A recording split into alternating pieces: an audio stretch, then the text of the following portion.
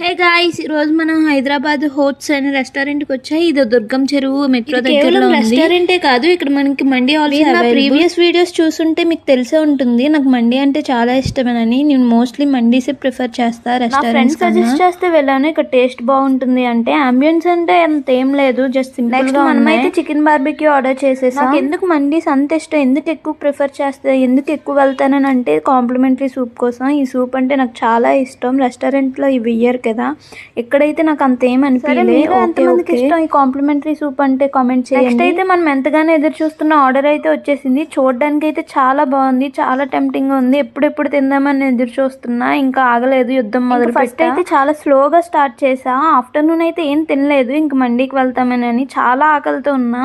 అందుకని ఇంక మెల్లిగా తింటున్నా. ఒకేసారి ఎక్కువ తినేస్తే మళ్ళీ తినలేనేమో అని ఇంక చాలా స్లోగా మొదలు. చికెన్ టేస్ట్ ఏంటో నాకు అర్థం కాలేదు, పుల్ల పుల్లగా ఏదో వెరైటీగా ఏదో తేడాగా ఉందేనని ఇంక అర్థమైంది. ఇంక తర్వాత అయితే బిర్యానీని స్టార్ట్ చేసేయాలి. ఫస్ట్ టైం నేను ఇంత వర్స్ట్ ఎక్స్పీరియన్స్ చెందడం మండీస్ లో అయితే.